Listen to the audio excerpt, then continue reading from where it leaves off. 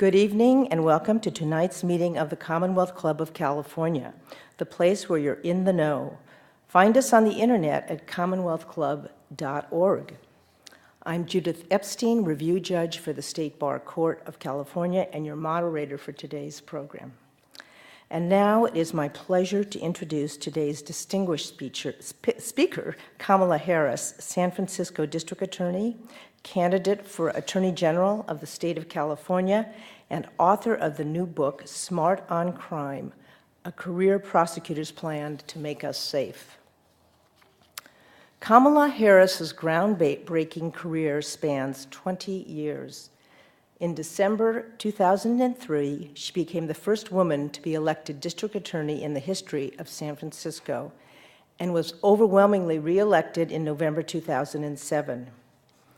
Ms. Harris was born in Oakland, California, to a family of achievers. Her mother was a doctor specializing in breast cancer who immigrated from India. Her father, a Jamaican, was a professor of economics at Stanford University, and her sister Maya is a vice president of the Ford Foundation. Ms. Harris graduated from Howard University and the University of California, Hastings College of the Law. She began her career with the Alameda County District Attorney's Office, moving to San Francisco in 1998 to join the San Francisco District Attorney's Office. Ms. Harris next served as the head of the Families and Children's Division of the San Francisco City Attorney's Office. Presently, as San Francisco's District Attorney, Harris has focused on fighting serious and violent crime. Under her watch, the felony conviction rate in San Francisco is at its highest in 14 years. Ms. Harris has achieved national recognition for her innovative Smart on Crime initiatives to address entrenched issues such as recidivism and truancy. Her Back on Track program focuses on turning the lives around of young adult first-time offenders. It has been named a model reentry program by the National District Attorneys Association. The program has successfully reduced recidivism among nonviolent drug offenders from 54% to an amazing 10%. Not surprisingly, Newsweek magazine has listed her as one of America's 20 most powerful women. She received the Thurgood Marshall Award from the National Black Prosecutors Association and has served as a Rodell Fellow with the Aspen Institute. Harris also is a member of the Board of Directors of the California District Attorneys Association and is Vice President of the National District Attorneys Association. Please welcome to our podium District Attorney Kamala Harris.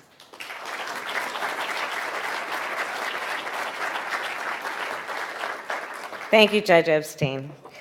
And thank you, Commonwealth Club. It's wonderful to be back. So I've been asked to talk a little bit about the background and basis for writing the book, and then I'm going to talk a little bit about what is in the book, hopefully tempting all of you to go out and buy it. And then I'm going to close my comments so we can actually have a conversation, and I would love to hear from you and your thoughts and questions. So by way of background, you've heard a little bit, but I think it's important to understand that because it puts in context a lot of the work that I've done and the work that I hope to do as we go forward. So yes, I am one of two daughters of parents who met when they were active in the civil rights movement as graduate students at the University of California, Berkeley in the 60s, the 1960s.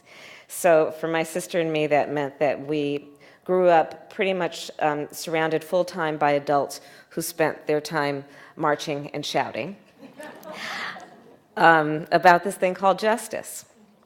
So for me, I often tell this story, but growing up, the heroes of that movement in my mind and many minds were the architects of the civil rights movement. And they, of course, were the lawyers.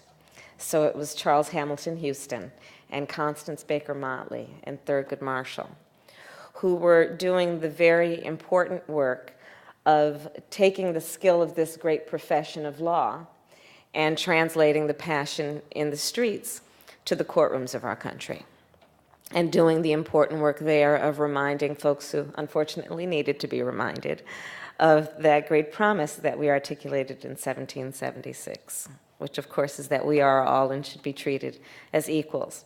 So I decided I wanted to be a lawyer at a very young age. I went on to Howard University, and then I came home and attended Hastings, as Judge Epstein shared with you.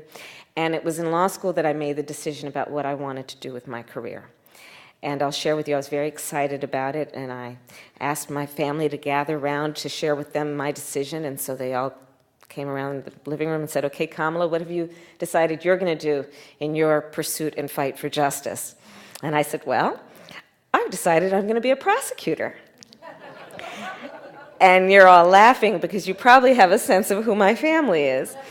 And you can then therefore imagine that at best it was a curious decision. And in some ways, and with some, I did have to defend it like one would a thesis. But what I said then is what I absolutely maintain today after a career as a prosecutor. Law enforcement has such a profound and direct impact on the most vulnerable among us, and has as its responsibility and job to not only give those often voiceless people a voice in a system, not only give them safety, but also give them dignity. So I decided that's the work I wanted to do, and I went straight out of law school to what was then considered to be one of the best DA's offices in the country, and that's the Alameda County District Attorney's Office. And in large part, I think that reputation comes from the fact that years before, Earl Warren was the District Attorney of Alameda County, and of course he went on to be the Chief Justice of the United States Supreme Court and the author of Brown versus Board of Education. And I will share with you, and as a side, that I was part of the second class to integrate Berkeley Public Schools. So the connection that I would later work in the office of the man who authored that important case is something I've enjoyed. And so I started my career then and spent many years in courtrooms talking with juries about why justice demands and dictates that there will be serious and swift and certain accountability when one human being kills another human being, or when a woman is raped, or a child is molested. And I stood before many juries talking about why justice would dictate that there would not only be accountability, but consequence. And frankly, there are a whole lot of folks spending a very significant amount of time in state prison because of that work. I then later in my career decided to run for District Attorney of San Francisco. As you know, I won that election and I became DA in 2004. And it was at that time that I wanted to and hoped to do with our office what we could to really reconstruct the conversation about what makes for good criminal justice policy in a way that would cause us to realize that we have offered, I think, two simplistic choices, which is you're either soft on crime or you're tough on crime, and instead recognize that to truly achieve public safety, we should instead commit ourselves to being smart on crime. So the smart on crime approach basically involved recognizing that let's not accept false choices. Let's recognize absolutely we must react with resolve after a crime has occurred and ensure accountability. But if we're truly going to achieve public safety, we cannot simply react. We must also commit ourselves to preventing crime before it occurs instead of just reacting to crime after it occurs. And so that in a very simple way captures what I believe is a smart on crime approach, which meant in practice and reality, in San Francisco, increasing the conviction rates to the highest that we've had in 15 years. We have now sent twice as many serious and violent felons to state prison. I created a gun policy. Some said, why? I said, well, guns kill. And so we're going to take gun crime seriously. And we increased the conviction rates for gun crimes from 43% to over 90%. The basic work that must happen in responding to crime after it occurs.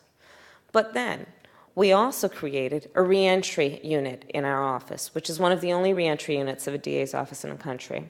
And we decided to focus, in particular, on this issue of the re-entering former offender and doing what we could with that issue, which is called recidivism, to reduce recidivism and improve public safety. at a cheaper cost than reacting to crime. So here's what we did. We created an initiative called Back on Track. And essentially, what that involved was focusing on the 18 through 24-year-old, first-time, low-level, nonviolent drug sales offender. Why that population? Well, one, when I was at Howard University, when we were in college, we were 18 through 24, and we were called college kids. But when you turn 18 and you're in the system, you're considered to be an adult, period. Regardless of the fact that that's the very phase of life in which, through colleges and universities, we have invested billions of dollars, recognizing that's a prime phase of life during which we can mold and shape and direct someone to become a productive adult. So essentially, through the power of my office, of being the chief elected law enforcement officer of a major city in this country, I called upon our business community, combined with our labor community and our nonprofits, and asked them to join us in forming a public-private partnership where we would address the fact that in this offender population, we see most of them don't have a high school degree and need to get a GED and be enrolled in City College. Almost none of them have employable skills, so the carpenters and the plumbers, let's enroll them in your apprenticeship programs. And let's recognize that most of these young first-time offenders are parents who have a natural desire to parent their children, but not necessarily the skills. So we bring on board the community groups to address that and assist them in parenting their children. This initiative, Back on Track, has over the course of the last almost 5 years reduced the recidivism for this population from 54% to less than 10%. And it's been so successful that, as you've heard, the National DA's Association chose it as a model for DA's offices around the country. The United States Department of Justice last year posted it as a model for innovation in law enforcement for the United States.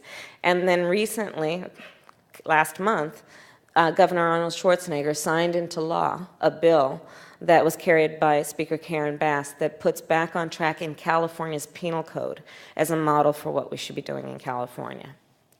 So that is one initiative that actually caused me to write this book, because I wanted to share it with people where they could see that there is actually a model that works, that is capable of replication anywhere in our state or country, that can and has proven to achieve the goal we all want, which is to respond to crime in a way that recognizes reaction is necessary, but also we have to deal with prevention. So reentry is a big part of the book and what we can do around the power of law enforcement to reduce crime through innovation. Another focus of the book, in large part, is on the issue of children. Well, that's not a tough topic. Tough people don't talk about children.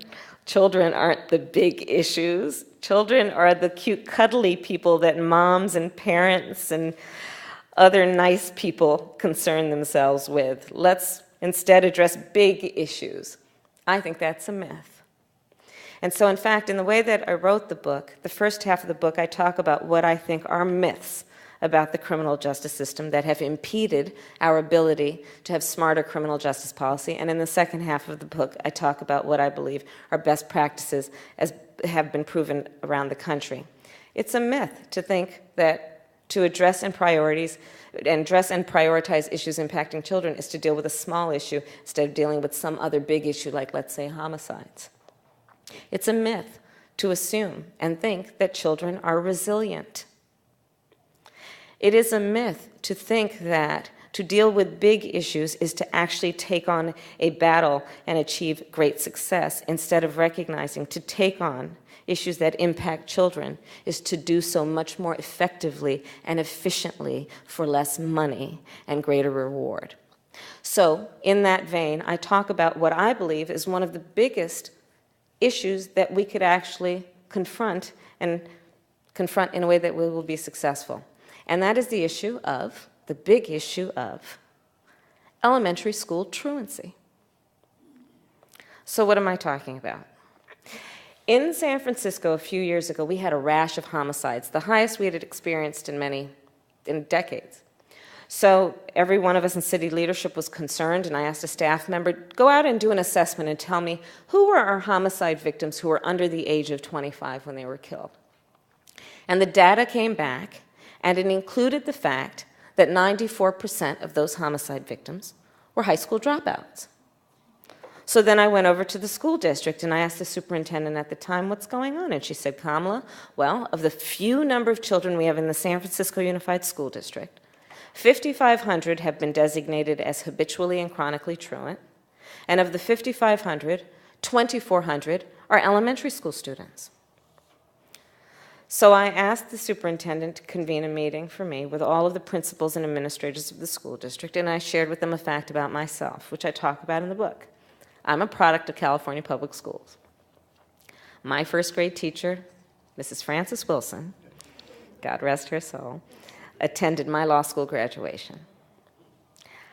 I would not be standing here were it not for the education I received. And I know many of us will say the same thing. And I believe a child going without an education is tantamount to a crime. So I decided I was going to start prosecuting parents for truancy. Well, this was a little controversial in San Francisco. And frankly, my staff went bananas. They were very concerned because we didn't know at the time whether I was going to have an opponent in my re-election race. But I said, look, I'm done. This is a serious issue, and I've got a little political capital, and I'm going to spend some of it. And this is what we did. We recognized that in that initiative, as a prosecutor and law enforcement, I have a huge stick. The school district has got a carrot. Let's work in tandem around our collective objective and goal, which is to get those kids in school. So, to that end, on my letterhead, now let me tell you something about my letterhead. When you're the DA of a major city in this country, usually the job comes with a badge. And there is often an artistic rendering of said badge on your stationery. So I sent a letter out on my letterhead to every parent in the school district, outlining the connection that was statistically proven between elementary school truancy, high school dropouts, who will become a victim of crime, and who will become a perpetrator of crime. We sent it out to everyone. A friend of mine actually called me and he said, Kamala, my wife got the letter. She freaked out. She brought all the kids into the living room, held up the letter, said, if you don't go to school, Kamala's going to put you and me in jail. Yes, we achieved intended effect.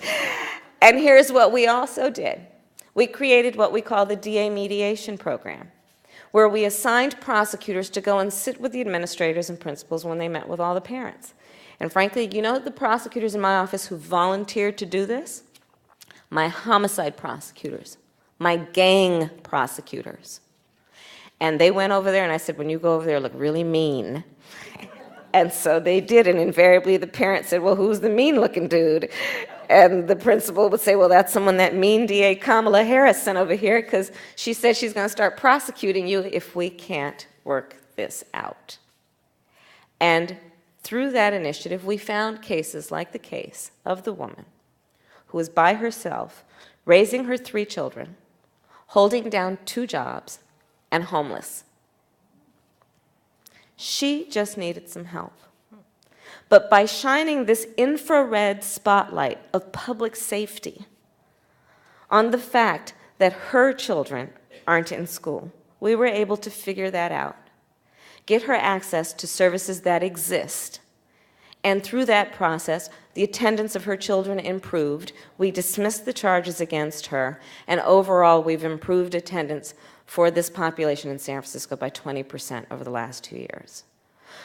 So, in the beginning, some would say, why are you dealing with that? We've got serious crime to deal with. Well, I would suggest to you that being smart on crime means realizing we cannot accept false choices. One is not to the exclusion of the other. We have cracked down on violent crime and seen success that has not been achieved in over a decade. And yes, we are also focusing on the issue of elementary school truancy. Another area that I believe requires focus in terms of this smart-on-crime approach, if you will, is the issue in general of crimes that impact women. And in particular, I'll talk about two. One is the issue of human trafficking, and the other is the issue of domestic violence. And in addressing both, what I believe we must do to achieve the intended goal of ending or reducing crimes against women, and in particular crimes of violence against women, what we must do is we must address it from a three-pronged approach, which includes, of course, the prosecution, i.e. consequence for bad behavior and punishment. It should include recognizing that we have to think about it in terms of public education. And often, with a lot of crimes, what that means is encouraging victims to report, knowing that when they do, they will not be judged. And three, it involves empowering the victim through the process and when the process is over. So how does that relate to these two crimes, human trafficking and domestic violence? Well, human trafficking is a crime that we've been talking a lot about. There's actually some very exciting legislation being proposed right now by Assemblyman Sandre Swanson out of Oakland to address the fact that when it is a girl, a young girl under the age of 18 who is being trafficked, the law should not require that we prove that she was forced, physically forced to do that thing that she's being essentially forced to do. The fact of her age and her youth should be enough to prove that when she has been brought across state border or brought into the country from another place, and she is in a sweatshop, or she is in a place that is called a massage parlor, but in fact has been forced into prostitution, and she is 15 years old, the law should not have to prove that she was forced to do that to show that it is a crime for anyone to subject her to that kind of situation. So human trafficking is an issue that has been around for a long time, but it's also an issue that because of the vulnerability of the victim, and in particular, the likelihood that she will not speak English, that this culture will be foreign to her, and because she has probably come from a place where she learned to distrust law enforcement, or she's been told to distrust law enforcement here, she'll not report the crime. And because the crime takes place in a situation that is a sweatshop or is a brothel purporting to be a massage parlor, it is a crime that takes place in the shadows. And so it is not necessarily the subject of a community meeting of outrage or concern about crimes that are happening in their community, which means that it pretty much becomes overlooked as a real problem for the society or community in which we live. So human trafficking is one of those issues that does require a smart-on-crime approach. And what we've done is we actually, a couple of years ago in California, through the leadership of then Assemblywoman Sally Lieber, wrote a bill, which we all went up to Sacramento and testified about, saying this should be a state crime. And in recognizing that it's a crime in the state of California, let's also be smart, again, about recognizing what is at play, the pathology of what is occurring. So what we did is we wrote into the legislation not only that there would be a criminal consequence, which includes significant jail or prison time, for the person who transports the girl or woman into the country or into the state or into the city from Las Vegas. We will also recognize the motivation behind this crime is almost entirely financial profit and gain.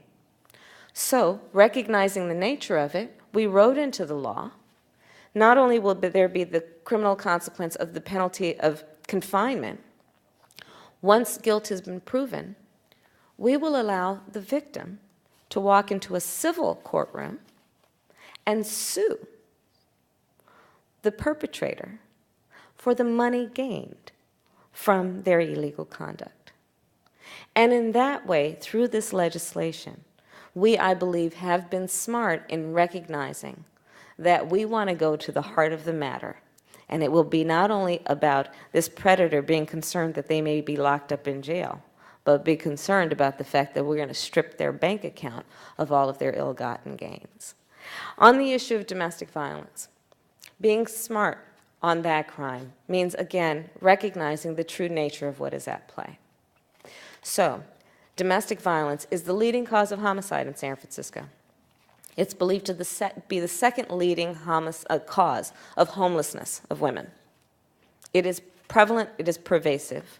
The statistics are overwhelming in terms of the number of children who grow up in homes where there is violence, who will eventually become perpetrators and victims.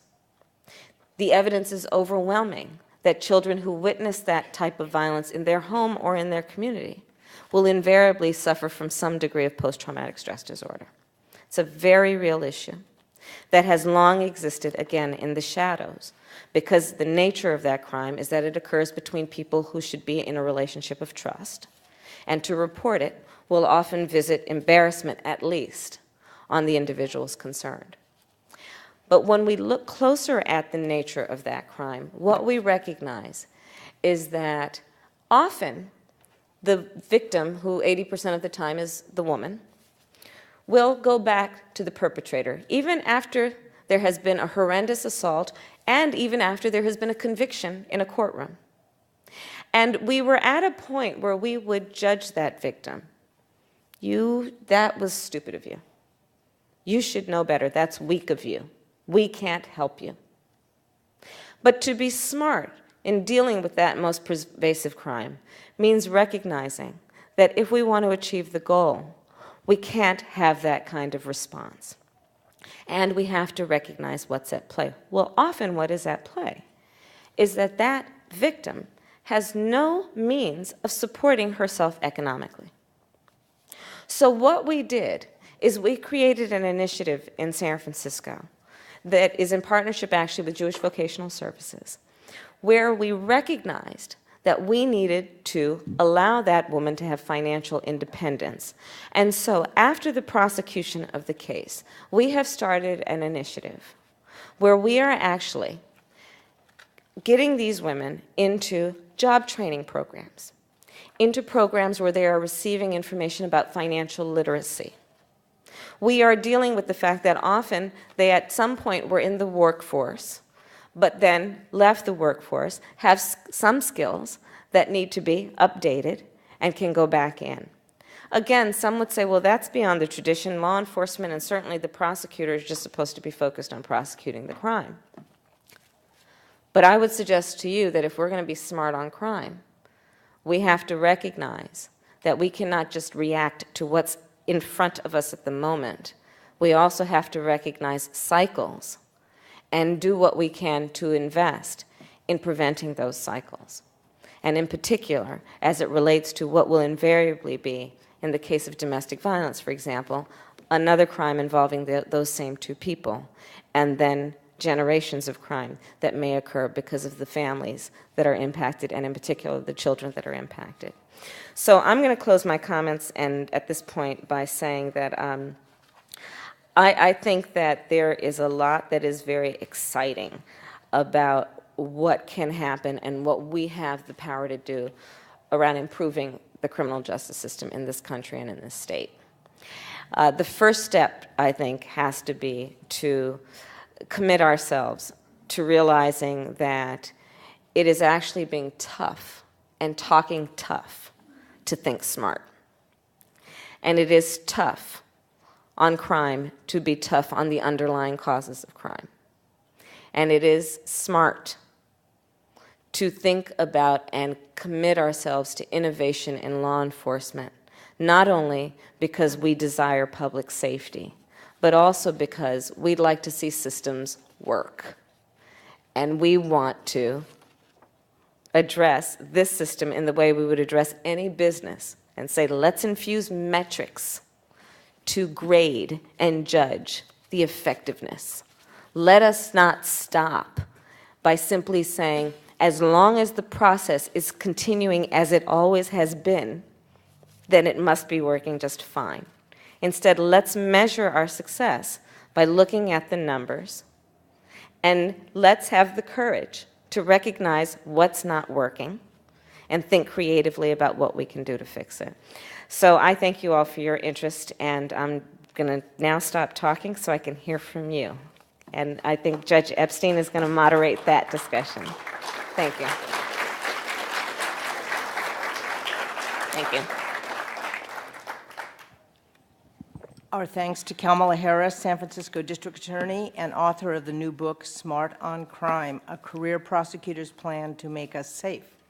It's now time for our audience question period, as you mentioned, and we have a number of questions, so let's begin. One of the questioners asked about prison overcrowding and why can't we use some of the military bases that were closed during the Clinton administration to house prison inmates of nonviolent crimes or people in prison because of drugs? So prison overcrowding is a very real issue that is presenting a real challenge for us here in California and throughout the country. And it's a challenge because, again, it is evidence of the fact that, that we need to change status quo. It is also a challenge because it is also going to present us with a huge commitment in terms of diminishing public resources. So prison overcrowding has been discussed as being a big problem for those reasons. I would suggest to you that prison overcrowding is, in fact, not the problem, but a symptom of the problem. The problem is that we have a revolving door.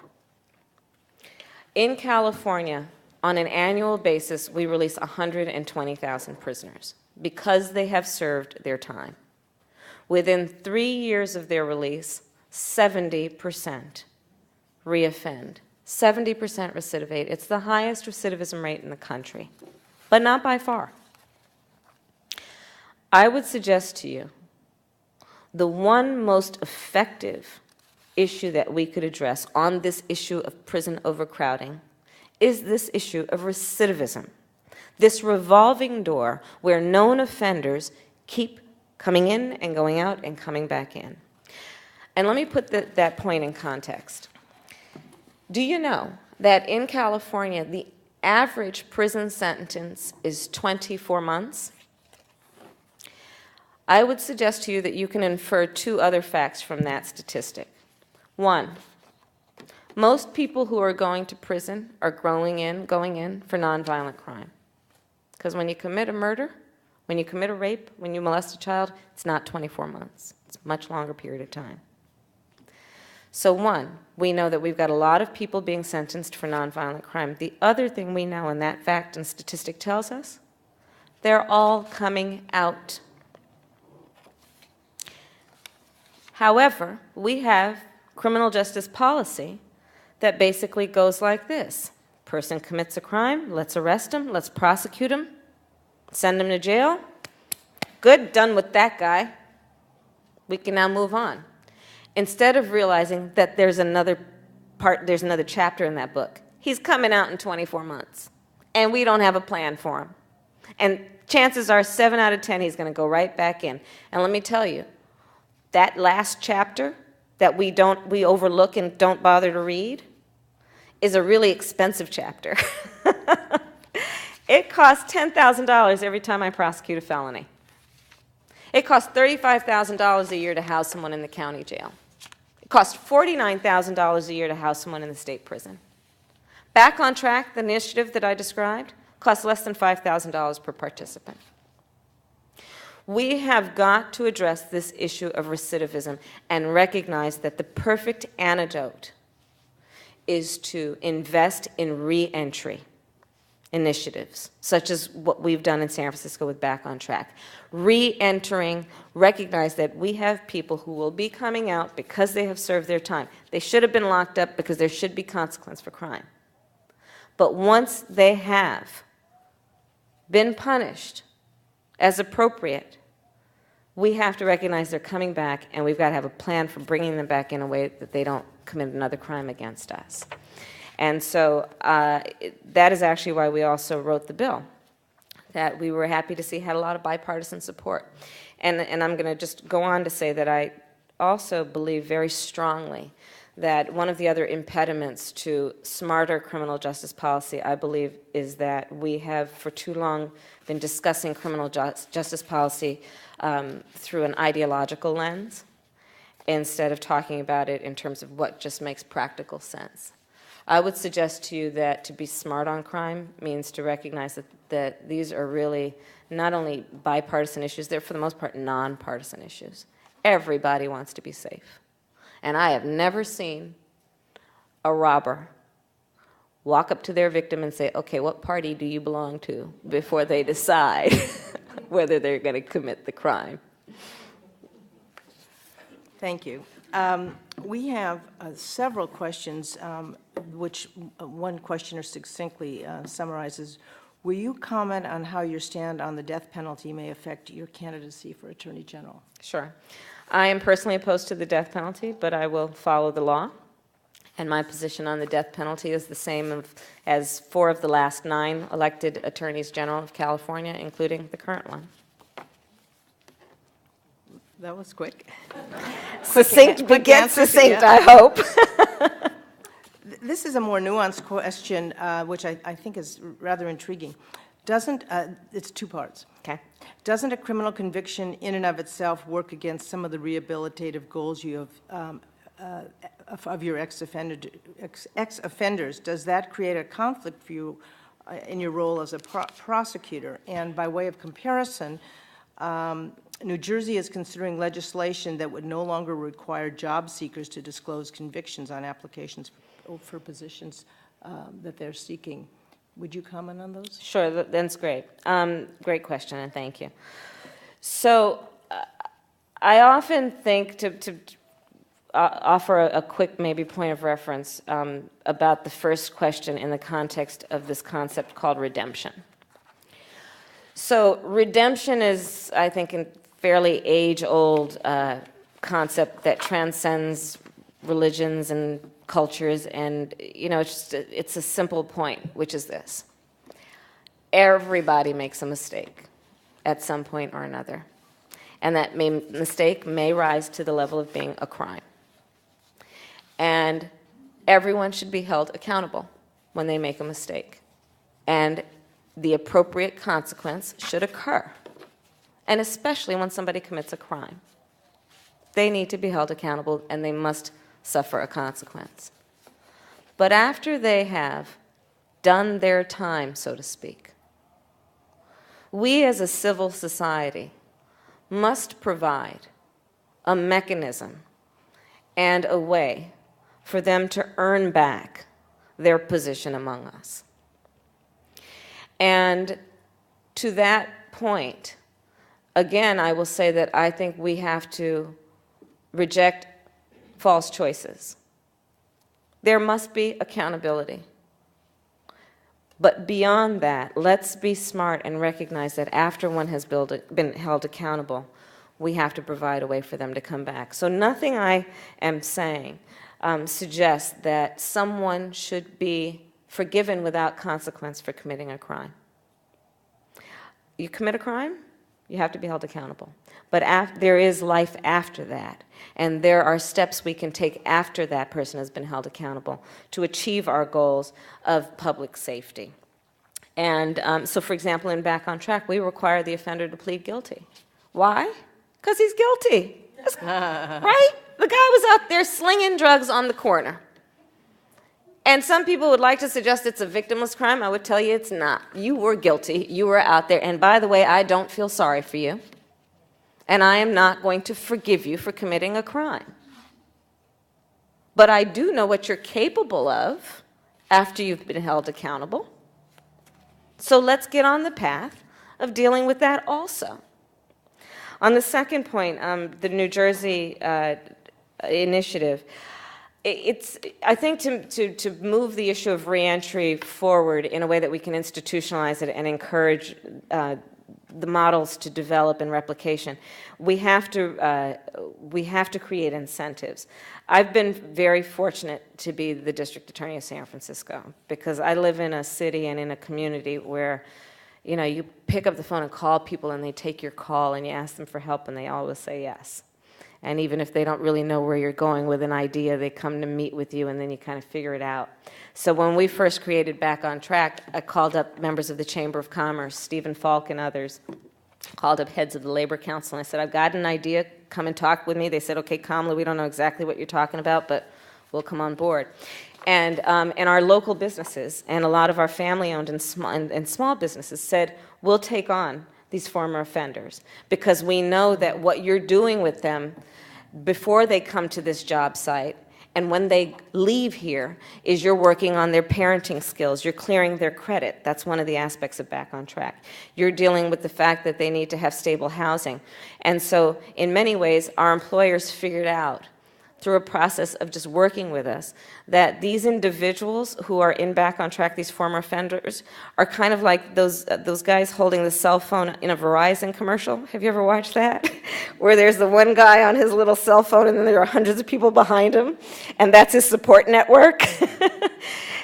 These people who we're talking about in these reentry programs are so highly motivated because they want to prove themselves. And we've got all of these checks and balances going on behind the scenes to make sure that they are motivated and actually that they're actually covering all the bases that you hope the guy answering the want ad is having covered. So, so it's worked in San Francisco, but more indirectly to answer the question, one way that we can move it forward and what some people have talked about is let's create tax incentives and other types of incentives through the law to encourage businesses to take on these populations in a way that that achieves the ultimate goal. And so the New Jersey law about requiring people to report convictions, I haven't read it. I would want to know whether they're making the distinction between violent and nonviolent crime, which I think is an important distinction to always make. Well, it's interesting because the New York Times on Christmas Day wrote a big editorial about the prospect of smart on crime, basically adopting your philosophy and saying that reentry was such a essential component of reducing the recidivism rate. So they were right on track. They were back on track with you. I would like to remind you, you're listening to the Commonwealth Club of California radio program, and our guest today is Kamala Harris, San Francisco District Attorney, who is discussing how to reduce crime in California and indeed in America. Several individuals, to follow on your description about how you're handling the Back on Track first-time drug offenders, ask about your position on legalizing marijuana. I'm not a proponent of that, but I know there are a lot of people who are. It's not my issue.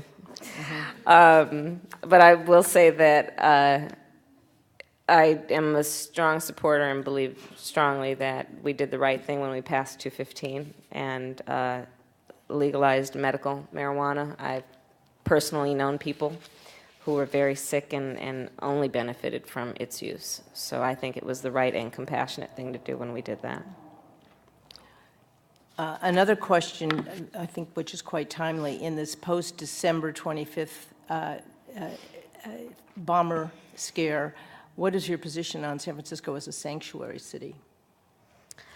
I support our sanctuary law, and I also recognize that we got to a place that became highly publicized where we strayed from it, and so we needed to get back on track, pardon the overuse of that term, so that we would comply with the law that, in a way that recognizes we can support the sanctuary ordinance and also obey and follow federal law. Could you be a little more specific about what that entails? Sure.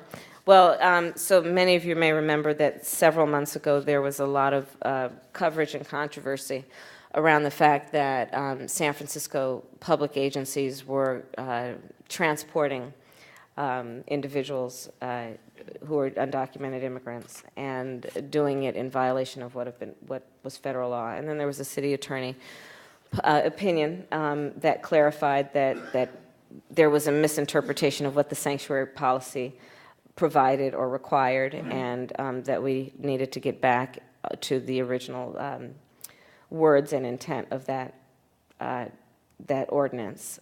Since then, there has been legislation that has been passed by the Board of Supervisors that would go beyond that. And there's been a lot of disagreement about whether that will be followed and should be followed by city agencies. And there's actually, many believe, a pending lawsuit. So that's about all I can say. Okay, thank you.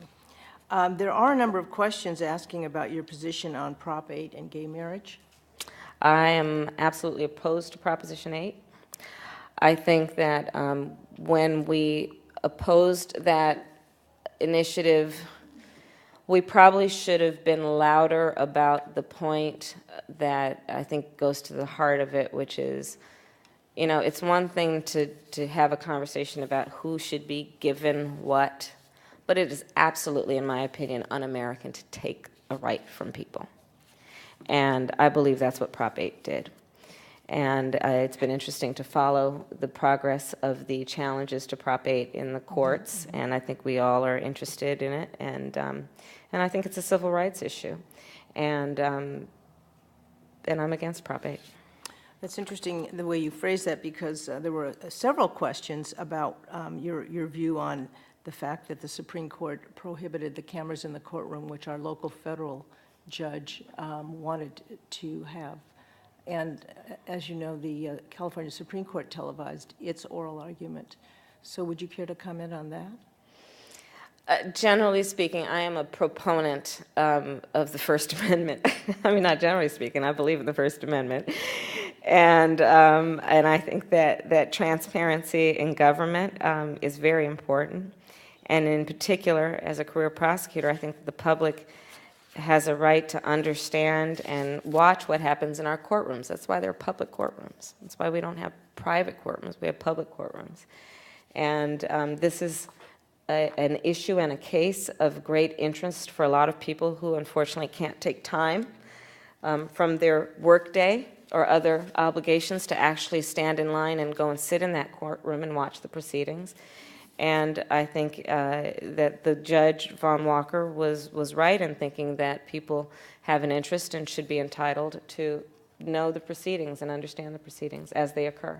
I thought it was interesting that the judge who sat in real time in the proceedings and could appreciate the significance of those proceedings, and not necessarily a judge that's a particularly liberal judge, was very eager to have the public understand those proceedings. No, in fact, Judge Walker has been a jurist in San Francisco, based in San Francisco for as long as I can remember, and enjoys a reputation across the bar of being very knowledgeable and very straightforward and fair. There were a number of follow-up questions to your comments on truancy, and a couple of them are fairly specific. One said that in a recent interview you used the phrase, quote, playing in position, close quote, with respect to your ability to compel service agencies to intervene on behalf of families. Would you care to elaborate on what you meant by that? Sure. And I'll go broad and then more specific. You know, after a couple of years of being DA, and you know, almost, I mean, figuratively, almost literally having bruises on my forehead from banging my head against the wall. You know, that I know all the problems in the world. I have figured out how we can fix them, but I can't get it done, you know. And I reluctantly embrace the concept of triage, which is basically, in my mind, the idea like MASH, you know, the helicopters coming in with all the wounded soldiers, and Hawkeye's sitting there with only so many pints of blood and so many surgeons, and he's got to make a call who's going to go in the tent. Knowing each soul that's coming on that helicopter is important. Similarly, I have realized that I cannot do everything, and we have limited resources. We only have so much time, so we have to make choices, and hopefully focus on the few things that we will actually get done. In that spirit, I also have learned that it is often best to just try and play in position, which means it's kind of a sports term. I'm the DA. I'm not anything other than the DA. So I have this big stick. I have the bully pulpit that comes with being the DA to talk about the issues as I see them relating to public safety.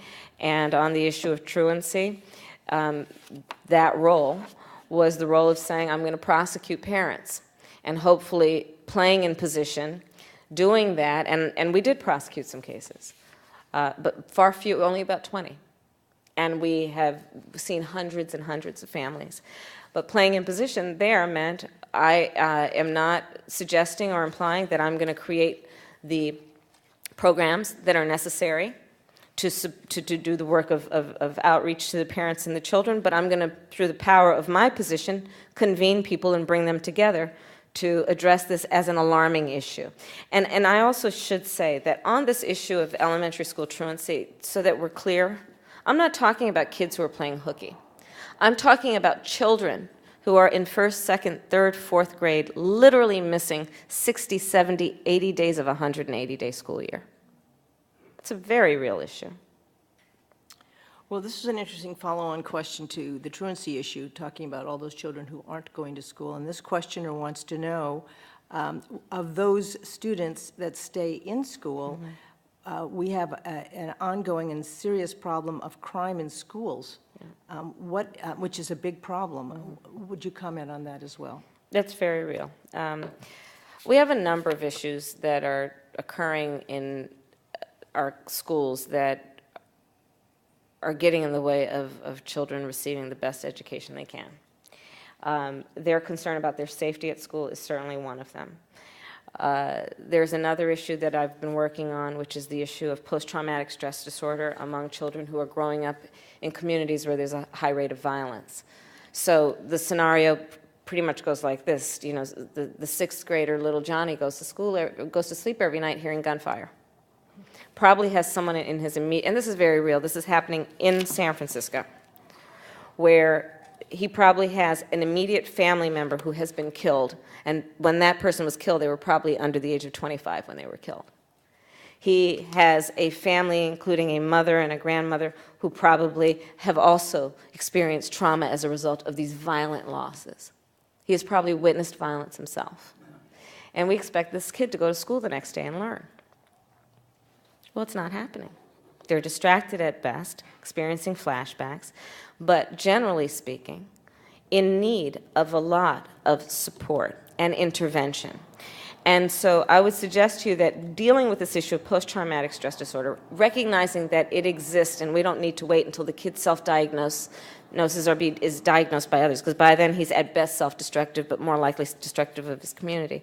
Let's just to deal with it on the offensive, equip our public school teachers with the information they need to direct that kid to the right resource to address what is essentially a physiological condition, which is post-traumatic stress disorder. And why? Well, one, because it's just the smart, right thing to do, but two, more to the point of the question, let's also think about how this is really playing out. So there you have that kid who is acting out in the classroom, a classroom where this teacher, unlike Mrs. Wilson, my first grade teacher, who was one teacher, two teachers' aide on 22 kids, this is one teacher on 30, 40 kids.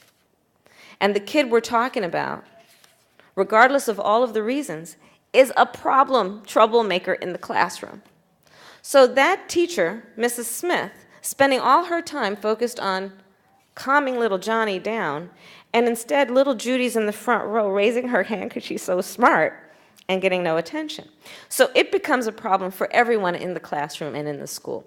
And there are discrete issues that I think we should single out and address to hopefully move forward the likelihood that children can learn in the schools as they exist. Safety is one of them. I believe we need to do everything we need to do to keep children safe in a school. And the reality, again, the harsh reality, is that if these children, as many do, think that when they walk onto the school playground, one of their classmates has a gun, they're not going to focus. And they will not be able to be in an environment where they can learn. And so whatever we need to do to make that school safe, I say we have to do. I'd like to end violence and rid all communities of illegal weapons, but until we do that, then we need to have safe classrooms. And if that means having a metal detector or having more school resource officers, then, you know, tough times cause for tough measures. But coming back to your playing in place analogy, What can you do about this very serious problem in San Francisco? So one of the issues is we have been dealing with post-traumatic stress disorder. So actually, we have a collaboration with a pediatric psychiatrist by the name of Victor Carrion out at Stanford, together with a physician who's affiliated with CPMC, Dr. Burke, who has a clinic in the Bayview. And they just published, they just wrote a paper that will be published in a medical journal, talking about this issue in the context of a new term that we're developing, which is called urban medicine, and recognizing that these medical issues manifest themselves in different ways in different environments. And so the protocols for dealing with and addressing and detecting these have to adapt to those communities as they exist. So that's one thing. So again, using the power of my office to convene. So bringing together these folks with the school district. We have a great superintendent in San Francisco by the name of Carlos Garcia, who is open to all of this and encourages it. So they've been collaborating around what we can do to support the teachers in the public school system. So my role there was just to convene everybody. The traditional and obvious role on this issue is also to prosecute those cases. And we have, unfortunately, a pretty thriving juvenile justice system in San Francisco. And I take seriously, in particular, those cases involving anyone, be they a minor or an adult who illegally possesses and uses a gun. And so that often will require prosecution of those cases. But it also means that we have focused an incredible amount of attention and priority on the issue of adults furnishing guns to minors. And the step beyond that, and it's something that our new police chief, who is fantastic, George Gascon, has talked a lot about, which is also focusing resources on the people who are trafficking guns into our communities in a way that they're ending up in the hands of people who are committing violent crime. You're listening to the Commonwealth Club of California radio program, and our guest today is Kamala Harris, San Francisco District Attorney, who is discussing how to reduce crime in America. Kamala, following on your comments about being a convener, as sort of leveraging your bully pulpit, if you will, a couple of other questioners have asked or suggested that these partnerships could be expanded even further and asked for your comments. For example, one questioner says that in offsetting early life crime, if there were programs to teach entrepreneurial skills, community development, and I know in your book that you talk about partnering with the private sector to adopt their best practices and skills. Absolutely. Could you comment on that? Wonderful. Absolutely. That question raises a number of important points. One is that when we're thinking of these alternative paths for people who have found themselves in the criminal justice system and the paths that would be viable and feasible to get them out permanently, we should invest not only in paths that transition someone into formal education, be that a city college or a community college or a university, but we should also equally invest in what can be a path toward encouraging their entrepreneurial talent and skills. And I think we have underappreciated the importance of that. Someone recently told me that if you look at the history of communities and cultures that have thrived economically, they got there not through a process of education, but more an investment in entrepreneurial activities. I don't know if that's true. I'd appreciate anybody who does know, but it sounds good. And the reality of it is that we have to increasingly, as government, I think, partner with the leaders we have in the private sector. I was hopefully making that point earlier. It's been my experience that anybody that you need help from, who is in a position to help you, is usually the same kind of person that if you call and ask them for help, they say yes. And it has been my experience that leaders in our business community, in our local business community in particular, consider themselves to be leaders, period. And so are willing and invested in working on many issues that impact the community, including the issue of transitioning youth into a place where they're likely to be productive versus destructive. So it is about building public-private partnerships, also because we are just, as everyone knows, in an environment where government is on the verge of bankruptcy. I mean, some would say we are bankrupt. I got invited to do a debate. I can't because of this campaign, to go to D.C. and defend California, and with the principle or the question, the call of the question being, is California the first failed state? Can you imagine? But you know, but there's a reason people might be saying that. And in large part, it has to do with the fact that our economy and our government is broke. And that is going to have to compel us, I think, to think again about how we're going to be smarter, re-examine these systems, infuse metrics to figure out whether we were actually doing it the right way, even when we were flush with resources.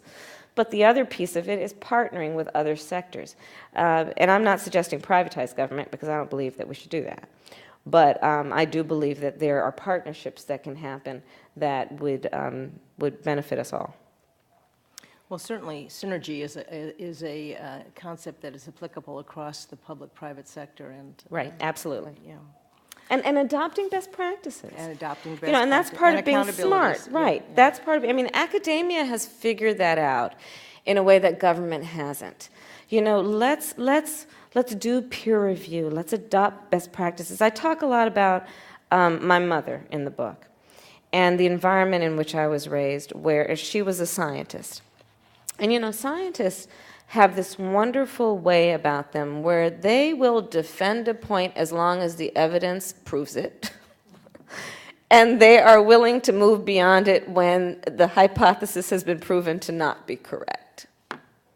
And I think government needs to do the same thing. It would be a novel It would be, wouldn't that be something? Well, to follow on about the desperate state of our economy in California in particular, and San Francisco as well, a couple of people have asked again about some of the programs that have heretofore been near and dear to your heart, and whether you're going to even be able to maintain them.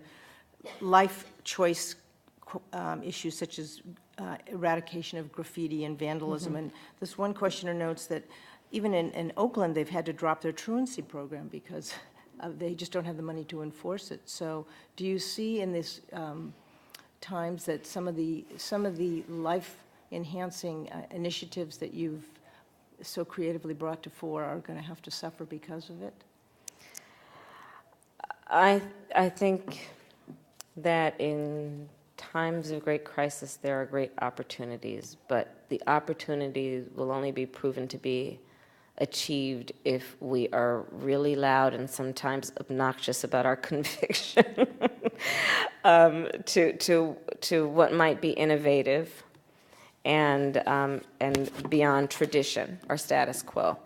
You know, one of the issues that I'm talking about a lot throughout the state is the issue we've been discussing, which is reentry and back on track, and recidivism is a big issue. And the benefit of, for me, is that I can actually point to something that has been proven to work and saves us money. Which is a big factor. Right, and so it is, I think, in that process, not asking people to be creative in imagining or investing in hope. It's actually been proven to work. And in this, to the question's point, in this environment, it's going to be easy for people to say, again, see earlier conversation from the beginning of our talk, it'll be easy for people to say, oh, the stuff that you do for children is kind of icing on the cake, and we can't afford to deal with that because we've got to deal with big issues. But we can also show that if you don't deal with that, we're going to continue to have these bigger issues. And in fact, on the point of truancy and that very question, I would share with you the University of California, Santa Barbara published a study last month that shows that the cost of truancy to the state of California on an annual basis is $1.1 billion, with a B, billion. And if you look at all of the associated costs, a year to the state of California is upwards of $20 billion. So it's a matter of all of us knowing those numbers and embracing it. And frankly, it's a matter of people who hold elected office and positions of leadership, to have, and this is going to sound like a challenge because it is, but to have the courage to say, I am concerned and focused on big issues. And elementary and in middle school truancy is actually a big issue. If we're trying to save the state money and reduce crime and contribute to a real workforce that is competitive, all of the big important issues are impacted by this seemingly small issue. Well, unfortunately, we've reached that point in the program where there's time for only one last question. Okay. This questioner says, as a early and public supporter of Obama, is there anything specific you would ask of him to help you if elected Attorney General? I want money.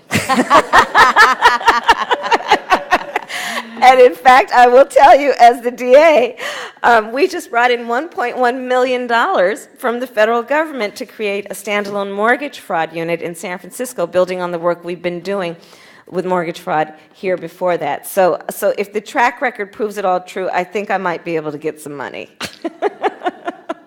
Our thanks to Kamala Harris, San Francisco District Attorney, candidate for Attorney General of the State of California, and author of the new book, Smart on Crime, A Career Prosecutor's Plan to Make Us Safe. We also thank our audiences here and on radio, television, and the internet. I'm Judith Epstein, and now this meeting of the Commonwealth Club of California, where you're in the know, is adjourned. Okay.